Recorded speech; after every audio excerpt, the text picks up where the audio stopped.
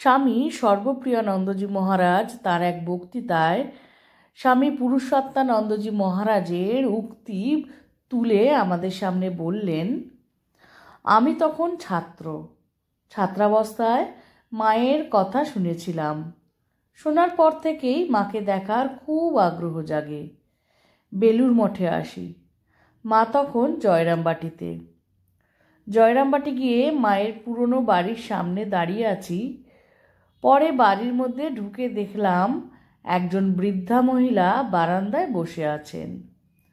একজন বললেন, উনি মা। মাকে দেখে মনটা খারাপ হয়ে গেল। ভাবলাম মাকে দেখব বলে হাবিবগঞ্জ থেকে ছুটে এলাম। তার চেহারা তো অতি সাধারণ, গায়ের রং মলিন, দেখতেও এমন কিছু নয়।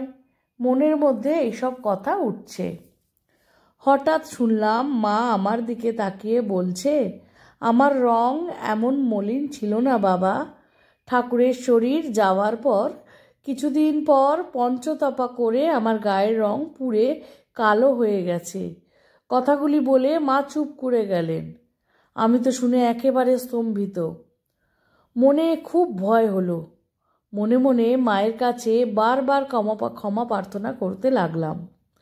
বললাম, মা, আমি তোমার সম্বন্ধে এসব ভেবেছি, আমাকে ক্ষমা করো মা। সেবারই মা আমাকে দীক্ষাদান করলেন।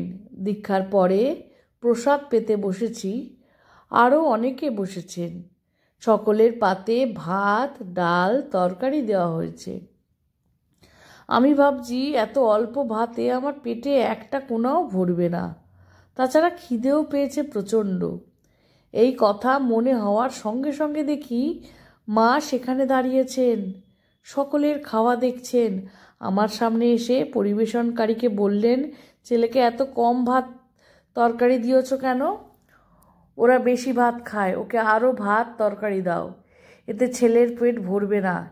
এবারও আমি অবাক হয়ে গেলাম। বুঝতে পারলাম মা অন্তর্যামিনী। আমার মনের কোণে যা উঠেছে, যা মনের মধ্যে ভাবনা চিন্তা করছি, সব তিনি স্পষ্ট দেখতে পাচ্ছেন। শুধু এই দুটি ঘটনা নয়, সেবার জয়রামবাটিতে আরও কয়েকটি ঘটনা ঘটেছিল, যা থেকে মায়ের অন্তর্যামিত্বের প্রমাণ পেয়েছি।